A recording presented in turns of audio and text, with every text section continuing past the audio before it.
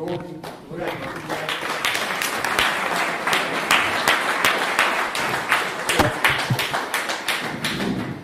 I'm an alcoholic. My name's Gordon Rail. Pleasure to be with you. Now, Blue just told you his story, and I'm going to tell you the story.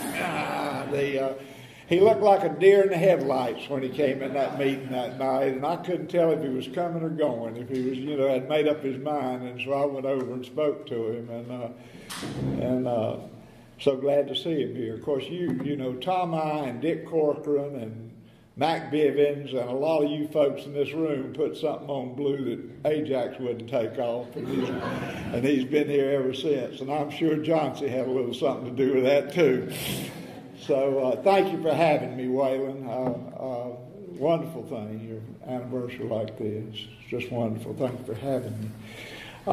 My sobriety date is January the 15th, 1980. I live in Greensboro, and I have a home group, Big Book No Smoke, and we meet at 7 o'clock on Monday nights. Love to have you if you all went up that way. Got a wonderful sponsor that many of you all know, Howard S., and Howard's a little under the weather, and I invited him to come with me. So anyway, I was thinking about if there's any place in the world that I could come and say thank you for all you did for me, it would be here at this in this place in Pinehurst, Southern Pines, and Aberdeen. The influence that folks here had on me. My first sponsor was a guy named Harry Jackson, and he got sober here, and with the help of George and Clarice and Mac Bivens and Tom, and he sure helped me. He spoon-fed me this program, and I want to tell you more about that as we go along.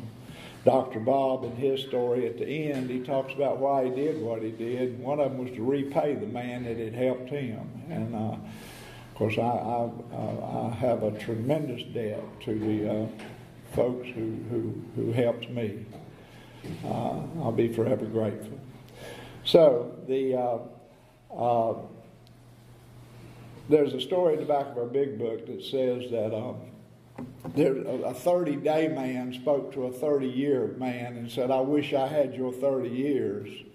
And the 30-year man said to the 30-day man, "I'll swap with you right now."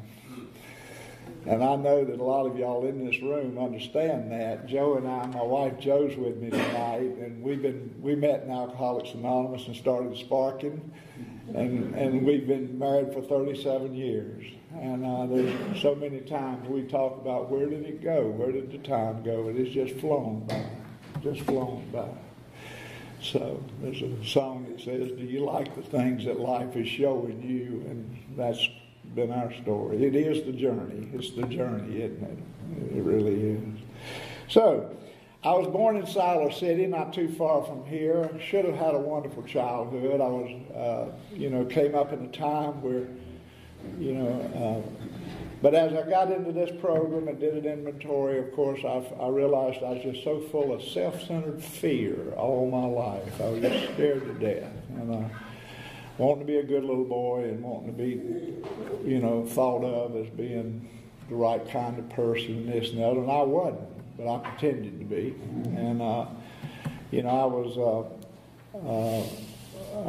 played ball all coming up, and when I played in high school, I played football in the fall and basketball in the winter and baseball in the spring and American Legion all summer, so I didn't drink.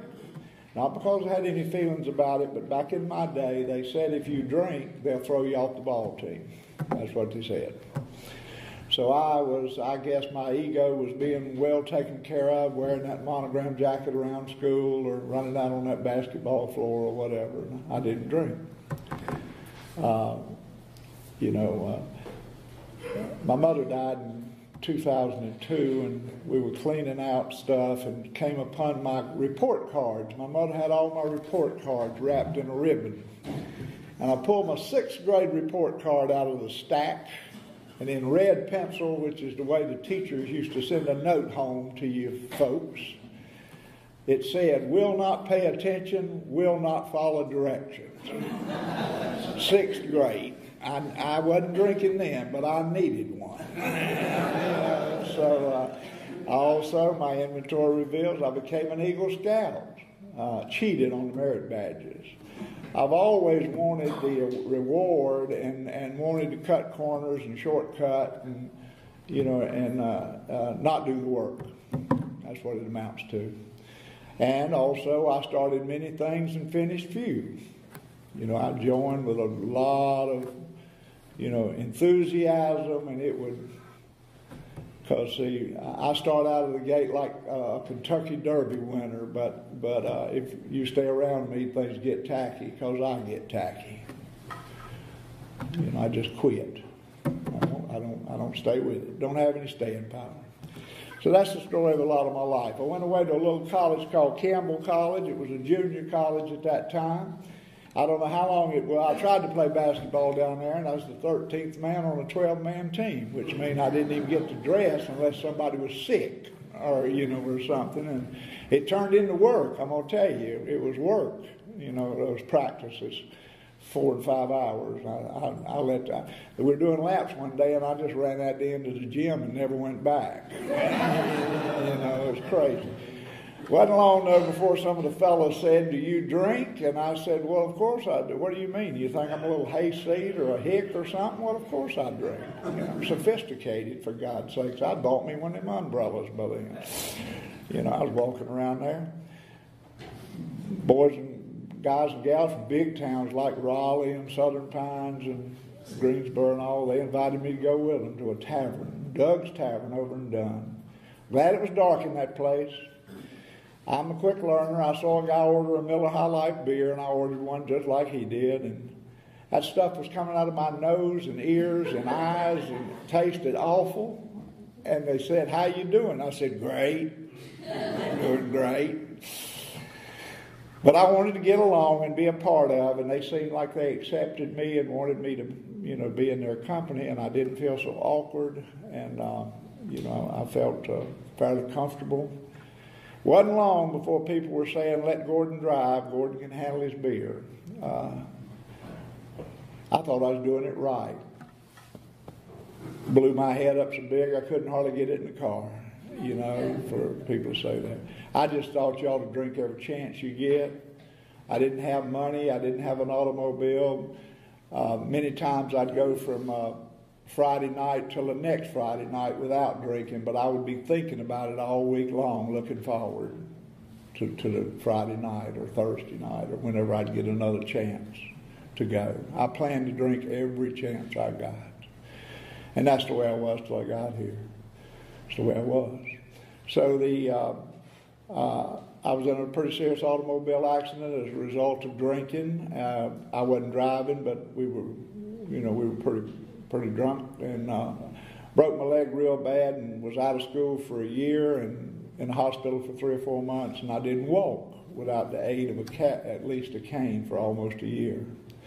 I was a PE major. All I ever wanted to do was be a coach. I'd had a coach in high school who was, really had a lot of influence on me, and that's all I thought about was being a coach. And that derailed me because I couldn't demonstrate basketball, baseball, football. I couldn't do anything because I had a 40% disability. Went back to school though, and I was kind of floundered for a little bit because I was, out of sorts about it.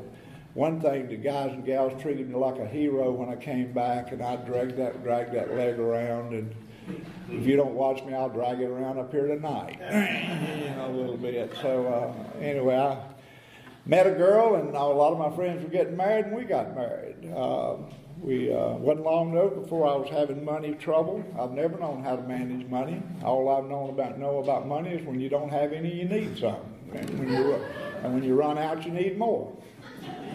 So that's the way I operated. So I'd go borrow from my father about every 6 or 8 weeks, and on the way down there, I'd get mad at him because of what he was going to say. He'd say something like, "I thought you'd come to pay me what you borrowed last time." And then he'd say, "Son, what do you think the problem is?" And I'd say, "Daddy, it's that woman. She wasn't raised the way we were." And my wife didn't even know I was down there, borrowing that money. So anyway, I don't know how many years I've been sober, maybe 10, 15 or so. My wife Jo and I were at my mother's house, and we were having a conversation about my first marriage a little bit and my kids, and by that marriage. And my mother reached over and patted my hand, and she said, "Yes, son, but that woman wasn't raised the way we were." So when you plant those weeds, they just keep on growing. It's like, you should have seen the look Joe gave me. She went, when my mother said that. So whatever. When you're a 39-year-old and your mama's calling you her baby boy, you can die from alcoholism, and that was my story. So I rocked along, and I worked on a truck dock and went to school during the day and had a couple of kids and got a great job with a trucking company in Winston, and got to go to the home office for my first assignment. There were 200 and some salesmen in that company, and all of them wanted to be in the home office, and I was fortunate enough to get that assignment. Wasn't long, though, before I asked for a transfer. I was afraid they were catching up with me a little bit. I'd been stopped by the police a couple of times. One time I was stopped with no headlights and they let me go. Another time I was stopped out on the interstate and I pulled a Sheriff's Association card out of my pocket. I don't even know where it came from. They must have sent them to everybody or something. And one deputy drove my car and the other one followed, and they drove me home. Third time, not so lucky. I'm out on Interstate 40 between Kernersville and Winston-Salem. It was like a space highway back in that day, and I'm rolling along, and people are blinking their lights at me, and pretty soon there's a blue light, or I think it was red lights. Any of y'all got stopped long enough, they used to have red lights on patrol cars? That's what I remember anyway. It might be delusional, but that's what I remember. And so I give him a turn signal to pull over and make a good impression on the fella. And when I pulled over into that, what should be that parking area on the side of the interstate, I pulled in weeds right up to the windshield. I'm going the wrong way on the interstate highway. First I knew about it. That explained why those people had been blinking their lights at me. I'd roll my window down to kind of talk to them a little bit and flashing my lights back at them, Again, he told me to park the car for 4 hours and don't move it, and he gave me a ticket for going the wrong way on the interstate. Didn't even go downtown. So 3 times I should have been gone, and I didn't even go downtown. But I was getting scared. Now, not to worry, I ended up with 2 permanent driver's license revocations before I got here, so I didn't learn a thing from any of that. I asked for the transfer. They gave it to me, and I went to Florence, South Carolina. I did what I always do. I start off like a house of fire, just setting records with the sales and what we were doing there, and got all kind of attention and accolades and whatever. And then I started to fade out.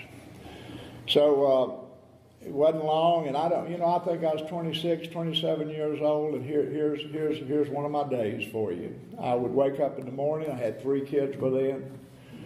I would start breakfast for my wife and children, and as soon as I had it about ready, I'd go wake them up, and out the door I'd go, because I didn't want to talk to her with that chin music, in the morning, and I'd see you tonight, take off. I'd go to my office to see who was trying to say anything about me or had any notes for me or whatever. Then I'd go check everybody's desk to see what they had to say about me. Nobody did, but there's nobody there but me. And then I'd leave before anybody came. I'd go back to a little old service station beer joint, hide my car behind it, and when my wife drove by, driving those 3 kids to school and kindergarten and nurseries and herself to school, because she had to return to teaching because of the financial mess I had us in. So she's teaching. And as soon as she went by, I could go back home. But before I go back home, and I'm standing in a wash bay drinking a beer at 7:30 with a 3-piece suit on, telling myself that tomorrow's going to be different. I got stuff I got to do today, but tomorrow's going to be different. Tomorrow I'm going to be okay. I go out to a payphone and call the office and tell them I'm going out of town. I'm about 50 miles out. I'm going to Orangeburg or Charleston or Columbia somewhere, and got a big day planned. And they say, we need to talk to you, we need to see you, and I pretend I can't hear them with all the cars going by at the payphone and tell them I'll see them this afternoon. Then I go back home, and from home I call 5 or 6 of my most prominent customers, my big customers, wherever it was I said I was going, and I say something like this: I'm in the area, if you need me I'll come by, but I got a pretty busy day. And they said, oh no, we're fine. And then I'd say, I've got those tickets coming for the Columbia football game or the Masters golf tournament or whatever, and thank you for your business. Now the problem with that is I'm at home because I can't go without checking the mail every day. I've got bad check charges, I've got credit cards, overdue bills that I can't let anybody see. And one of the reasons I'm there is because of the phone bill, and I'm running up those phone charges, and I can't be reimbursed for that on my home phone. So I'm just digging my hole deeper and deeper and deeper.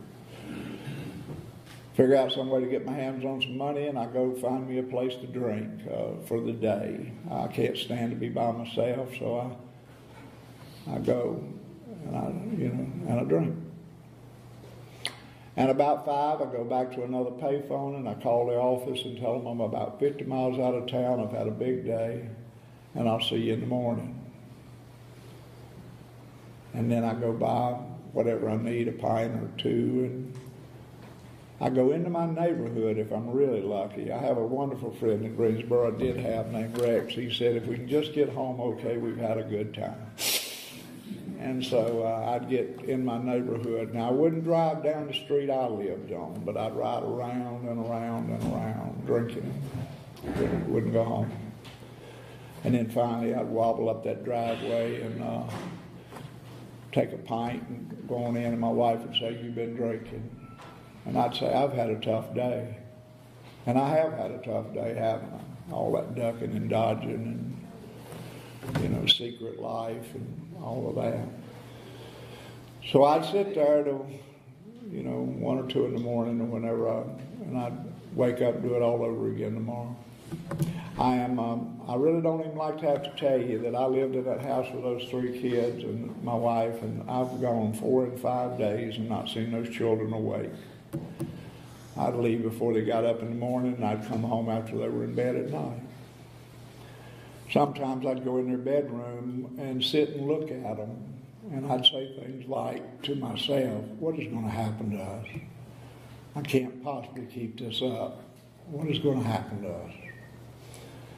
And but I couldn't tell anybody that what was going on. And so that's the way it was. I got reprimanded because I wasn't sending in expense reports. I wasn't sending in my sales calls, and it was hard to write those lies on those papers. I wasn't going anywhere. I struggled with that. But they gave me another chance, and 6 weeks later they came back and gave me a chance to resign. And I felt relieved. I had a DWI I couldn't buy my way out of, and I put it off and put it off and put it off, and I knew it was getting ready to drop. So I just quit. Years later, I wrote a letter to make amends to those fine people, and they told me they had an EAP program, and if I'd have just told them what was going on, they would have helped me. I never even heard of an EAP program, and I sure didn't ask anybody. So I went. A couple of years later, my wife and I had been separating and getting back together, and ended up having a 4th child. And then she finally told me to leave, and I knew she meant it. And again, here's the craziness of this disease. And this is a family disease.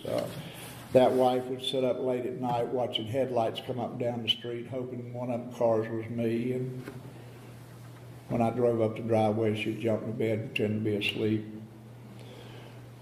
She was, doing the best she could. Scared to death, of course. So finally she asked me to go. And the feeling I had was relief. Now I'll be okay that I've got this out, gotten out from under this. And I almost died. The next 5 years, I was from Delaware to Florida and a lot of places in between. I was in a couple of real serious car accidents. I almost died in Myrtle Beach. Crushed my face in a car wreck and almost died. And, I was in and out of my children's lives. It was unbelievable how I'd go down there and terrorize them or do what I did, go down there with sweet promises, and then I'd crash and burn and disappoint everybody again and again and again. And I'd go to my mother and father's and do the same thing. I would, be down and have to go and regroup, and I didn't want anybody to know I was there, and I didn't, and I would hide out, and finally I'd go again. I think I had 28 jobs in that 5 years, my inventory. I was some of them I had 3 times. It was awful. It was just horrible. Living like that. I didn't want anybody, I wouldn't have anything to do with anybody in my hometown because I didn't want them to see what a failure I had become. What had happened to me. When I grew up, a man that doesn't take care of his children is not a man. A man that doesn't keep a job is not a man. A man that doesn't have his finances, that doesn't pay his bills is not a man. And also, where there wasn't anything such thing as starter marriages. You're supposed to be married forever. And I was not even allowed to see my children part of the time because of my behavior. But at other times, all they said was, "Don't come down here drinking." And I would show up drinking, and they would turn me away, with the kids standing behind them, and they would send me away. Sometimes I'd be drinking so much, and I'd get close, and I'd think, well, I better not go there. I've driven 150 miles to see the kids and not go see them. Be within a block of their house.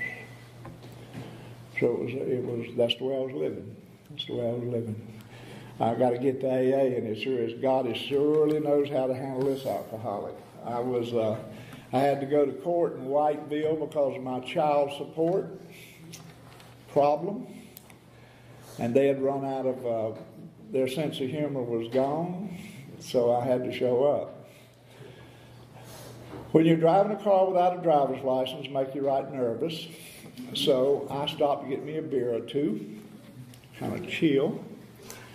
And I got down to Lumberton, and I switched over from beer to vodka. Stopped in a truck stop, service station, whatever you call it, restaurant to get me a chaser, and the lady wouldn't wait on me.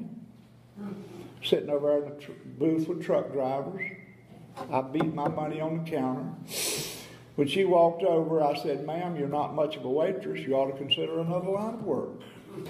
Trying to give her a little constructive criticism, you see. She didn't take it that way.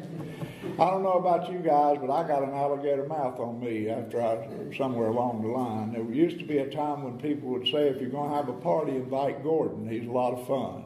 He's a little crazy, but you don't want to have a party without Gordon. That's what people would say. Toward the end of my drinking, people would say, if he's drinking, you don't want to have anything. You don't want him to be around. You don't want to be around the guy. Back when I was in Delaware that time on that geographical cure, it wasn't long before cab drivers wouldn't pick me up unless I put my money through the window of the cab before I got in. So even then, if I was drinking too much, they would just drive off and not let me in. I'd go in a bar and order a drink, and the owner would walk over and he'd say, "Gordon, have you been drinking?" And I said, "2." And he'd say, "Well, why don't you have this one on me and move on?" People didn't even want my money. That Dr. Jekyll, Mr. Hyde, or all those little boogers inside of me were they just wouldn't stay put. I just ended up having to drink by myself at home, alone. So that's the condition I was in. But anyway, back to Lumberton. Highway patrolman stopped me about 3 miles down the road, and he had a call, he told me, from that restaurant. Well, by God, I'll burn that place down when I get away from here. And he gave me a breathalyzer, and I blew 28. He said, your driving was fine. He said, but you see, I drank every day, and I didn't, I was just kind of pickled. And so takes me in there, and I tell him I'm too busy. I've got to be in Whiteville, and here's how dumb I was. I remember Tom I saying he was a dumb drunk. Well, I was really a dumb drunk. You know, so here it is. I said, I got to go to court in Whiteville. I should have said I had a job interview or something. Dang, that was crazy. And then I started telling them about my rights, and I made them so mad they didn't let me have the phone for 3 days. And then I got to sue Robeson County now because they violated my rights, and I got to burn that place down. I'm having a rough time. When I finally got out of jail, I called my wife's attorney in Whiteville, and I said, I've had bad breaks and misunderstandings. It wasn't my fault. And what can we do? And he said, come on down here and we'll straighten it out. No problem. Well, I must have been rum-dum because I walked into his office and a deputy sheriff followed me in, and there was one at the back door. So now I got to kill this lawyer. And I got to sue Robeson County and kill that woman or burn that place down. And so they take me before a magistrate, and he knows me. And he says, Gordon, if you'll just make arrangements for a little money, we don't have to do all of this. And I'll make this go away. And I said, you can't get blood out of a turnip. And he said, I'm not locking up a turnip, Gordon. I'm locking you up. And I said, well, you got to do what you got to do. And then I dared my mother and father to pay a dime. I told them not to, and off I went. Now, I'm so proud that when I ran out of cigarettes, I just quit smoking. I won't borrow or bum. I can't do that. They threw a guy in jail who had been in a halfway house. I'd never heard of a halfway house, as smart as I am. You ain't got a lot to do in there, so I picked his brain and learned a little bit about it. So I copped a plea that if I could go to a halfway house, I could work during the day and pay my child support. Wouldn't that be a better deal than having me locked up? And they went for that.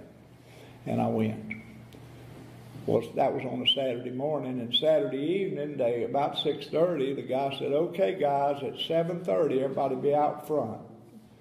We're going to the AA meeting. And I said, whoa, ho, I didn't sign up for A&A. And they said, well, get in the van, we'll drop you back by the jail on the way to the meeting. And I thought, can a non-alcoholic go to the meeting? And they said, yes, it's an open meeting. And so I thought, okie doke. Now you'd think I had it pretty well covered there, but it ain't even, it's getting worse. They pulled up in the yard of the church I'd been married in. I ain't getting out of the van. I'm telling you I'm not. They came back the same tale. You got to come in or we'll drop you by the jail. One or the other.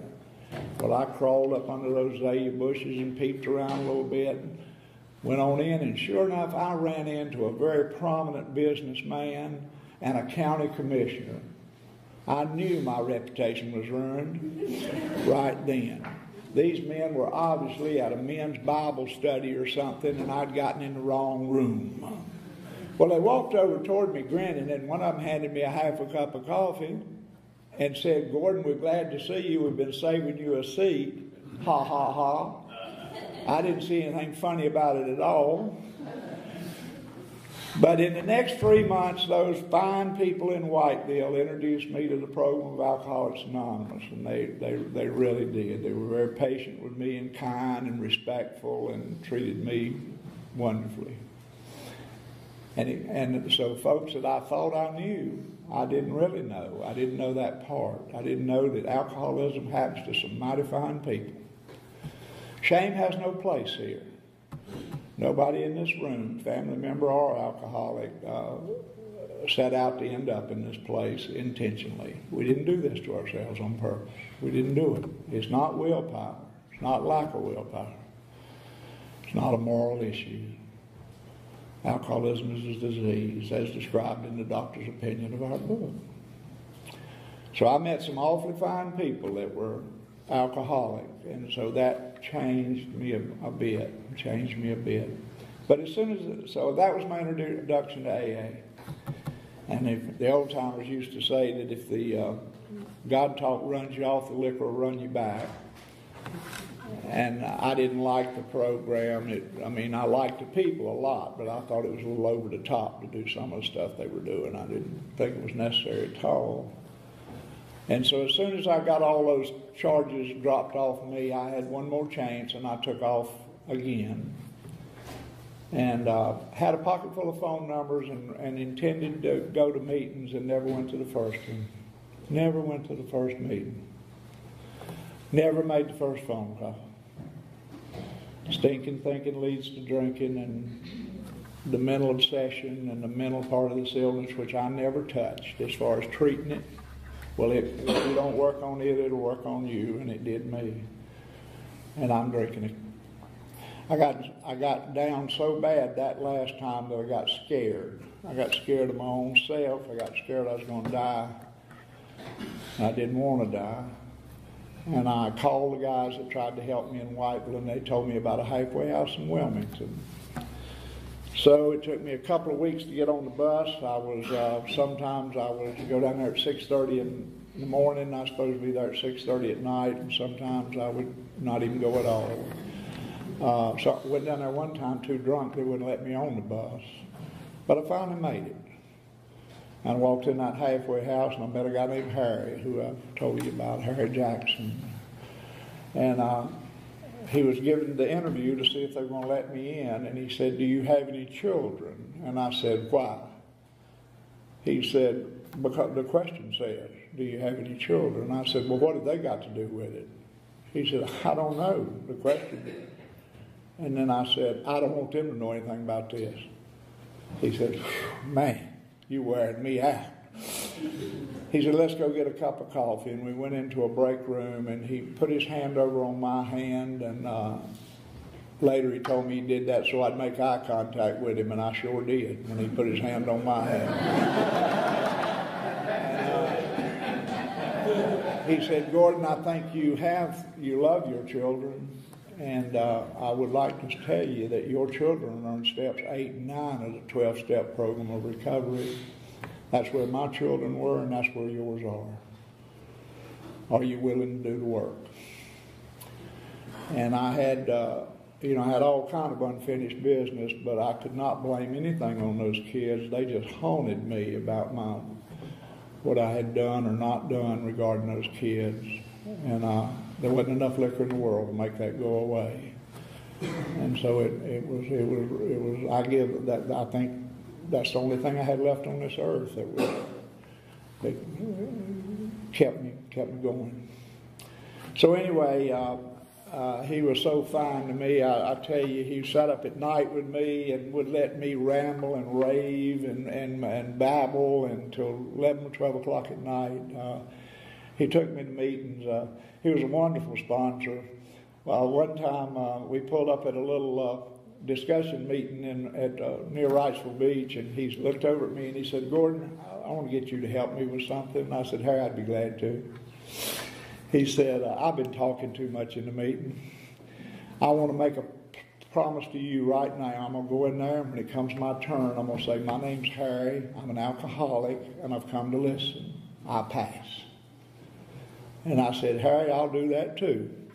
He said, "Would you?" Sponsors are tricky, about stuff like that. Another time I was on my pity pot so bad, moaning and groaning and carrying on, that he asked me what I was doing and asked me to ride to the hospital with him, New Hanover Hospital, 7th floor detox. On the way, he stopped at a 7-Eleven and he tossed me $1 and asked me to go buy 2 packs of those generic cigarettes, the longest things, like 100 whatever. And he said, "If you got $1, buy 2 more packs." So I said, "I got $1. Went in and bought 4 packs of cigarettes, went up to the detox. They let him in because they knew him, and they let me in because I was with him. He handed me the 4 packs of cigarettes and asked me to give them away. I said, "I don't know anybody up here," and he said, "Neither do I." I said, "Well, how do you do it?" He went over to the first door that was open, and he knocked on the door jamb, and a guy was sitting over there in his pajamas, and he said, "How you doing?" The fellow went, He said, "Do you smoke?" And the guy went, He said, "Do you have any cigarettes?" And the guy went, And Harry said, "Regular or menthol?" So I grabbed the 3 packs and told him I could do that, and he went on. I don't know where he went. I don't even think he had any business up there. I think he went and hid out while I went around that place trying to get rid of those cigarettes. But when he came out and we walked down, and I was chit-chatting with a couple of people, he down across the parking lot, he said, "Oh, by the way, what was bothering you before we came over here?" And I couldn't remember. He made me experience gratitude. He made me, in our book, and he showed me on the page, I forgot the page number, which is fine, but he said, where it says that when all else fails, working with another alcoholic. When you really are feeling low, go find you another alcoholic, and it'll save the day. So living gratitude or experiencing gratitude has been one of the big things that he asked me to do, to write down 2 or 3 reasons that I had for staying sober, and what could I have sober that I couldn't have drinking, and just he always was asking me about that, and he was having a good time. He was having a good time. You know, he loved life and he loved living, and he wasn't ashamed of his alcoholism. You know, he wasn't ashamed. He wore his alcoholism comfortably. And like Popeye says, "I am what I am." You know, that's the way it was. He introduced me to a lot of wonderful people. Well, as I was there for a couple of years, I met my wife, Jo. I was 1.5 years in AA without a driver's license, and men and women gave me a ride to AA every day. They picked me up sometimes when I'd have the lights turned off, so they would think I wasn't at home. They'd toot the horn, and if that wasn't enough, they'd come and beat on the door. And they would take me with them to the meetings. And I went, and Jo and I went. We went to Greensboro in 1985. We had actually I'd started making amends up that way because had a lot of difficulty. I'd made a lot of messes up that way. So I'd started making amends. I never knew I was going to move to Greensboro, but that's what happened. Talked to you about the journey before, and that's what it was. Stayed up there a couple of years, went back to Wilmington.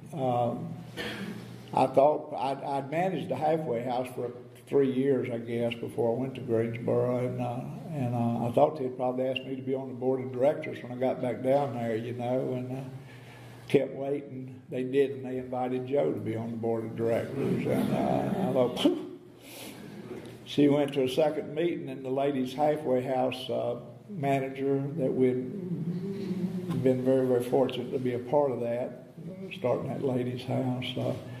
She quit, and Jo came home and said, they'd asked her to be the manager of the ladies' halfway house. That was a hell of a year we had down there that year. We had to move 3 times for one reason or another. I had a daughter coming. I thought I was going to save her, and she stayed about 2 weeks and took off and never saw her again, and didn't work out. But Jo, driving those girls around in that van from that halfway house was a wonderful thing to see. And as a result of that, Jo was invited to go back to Fellowship Hall in Greensboro, and she worked for 12 years as a family counselor. So that trip to Wilmington was not about me, it was about us and about Jo. And Jo's sponsor died during that year while we were down there, so we were supposed to be there. My mother and dad were so good to me. One time my mother invited me to come, and she was bugging at me about coming to the house on a Sunday, and I went down there, and I noticed something a little fishy when I went in the house. The church coffee pot was there, and 4 or 5 pecan pies, and we didn't even get sat down good before here comes one of her sisters and her husband walking in, and walked over to me and said, "Gordon Jr., so good to see you." Had a cup of coffee. They don't even get sat down before the doorbell rang. Here come one of my mother's friends, one of my old school teachers, after church. And about the 3rd time the doorbell rang, I called on. My mother had invited everybody she knew to come and take a look at it. And I gave Joe a look, and Joe, chill out, boy. That was my mother's day. That wasn't my day. That was about my mother. My mother had kept that, carried me and worried about me and supported me and told lies trying to cover up for me, and, you know, for all those years.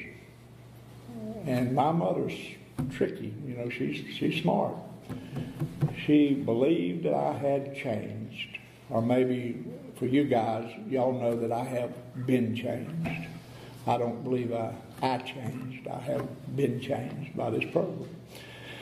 And so she felt comfortable that I was going to stay sober. One of her sisters that day reached over and hugged me and said, "I'm so proud of you." And my mother jumped out of her chair and says, "I got my boy back," she said. "I got my boy back," in front of everybody. I cried. My dad was out on the porch, and I went out there, and I said, "Dad," he had to ask me to leave his home a few years earlier and not come back. And I said, "Dad, I'm so sorry for all the trouble I caused. I wish it had never happened." And he said, "Boy, all I ever wanted was for you to be all right, and you are all right." I was allowed to see my children. I was paying the child support and doing what I was supposed to. And my oldest daughter was allowed to come and live with Joe and I. Couldn't have happened if Joe hadn't have been in my life. And she went to school and stayed with us a year or so. Had the blessings of my ex-in-laws, my ex-wife and her husband to send that girl down there and let her stay with us. I was reunited with my children as a result of this program. And, you know, when I had a daughter named Shannon, and when she was about 8 years old, I would tell her I'd take her somewhere on a Saturday morning, and that Saturday morning I'd always say, "I got to work, I'm sorry, something's come up, I'll make it up to you next week." And you know what happened the next Saturday? Same as last Saturday. And of course, inside myself, the selfishness, self-centeredness, or whatever you want to, you know, the alcoholism. I hate alcoholism. I love alcoholics, but I hate alcoholism because I know where the behavior comes from. It comes from the alcoholism. But I would always say I'd make up, but to myself I'd say, "I work all week. I deserve Saturday. Saturday's my day." That's what I'd say to myself. So I told this daughter of mine after I was sober, and she was grown, and a few years after she had left us, and she was married and had a child, maybe two.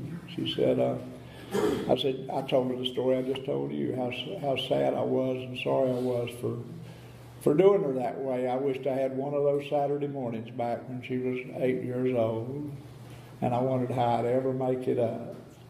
She pushed those two little children at me and said, "You can take these."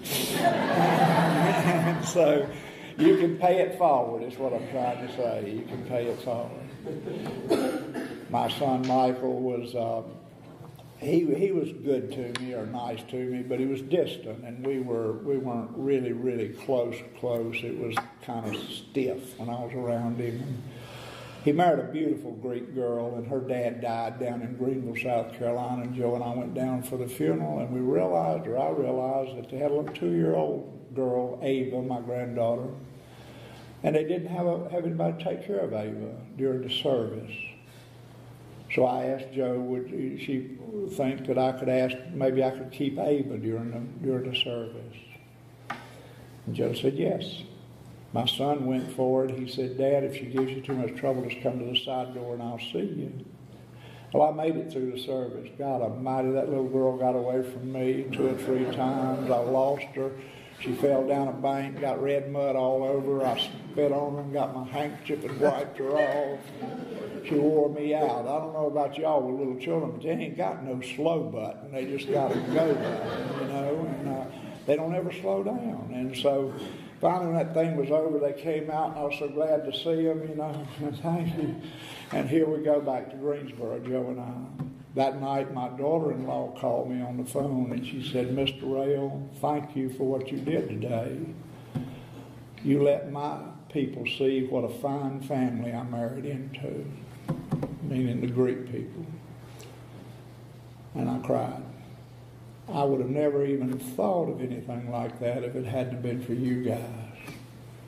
You guys. Like I said, I haven't changed. I have been changed. I have been changed. I, of course, don't want the old Gordon Rail doing business in my name anymore. You know, but that was wonderful. About 10 minutes later, my son Michael called. He was unaware that his wife had called. And he said, Dad, thank you for what you did today. I needed to be with my wife during that service, and thank you for doing that. And he and I have been different from that day to this.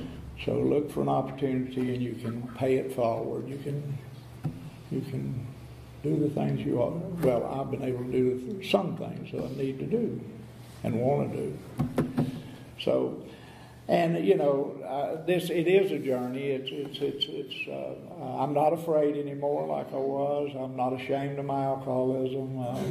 I'm just not scared, and I feel like I have some value. I feel like I have some worth. When I got to you, I didn't think I was worth anything, and I thought people would be better off without me. And now I believe that I have some worth. And so I am grateful to you. This is a program about not drinking, of course, and it always will be. But if you get about the business of trying to participate in these steps, it'll teach you how to live. And the men and women who got here before me, they have been down every road that I'll ever have to go down successfully. They are the experts. They can teach me how to walk through the minefields without stepping on one. And so I'm very grateful for you and the WE program of Alcoholics Anonymous instead of the I program that I brought here with me. So thank you very much for having me, and Waylon, congratulations.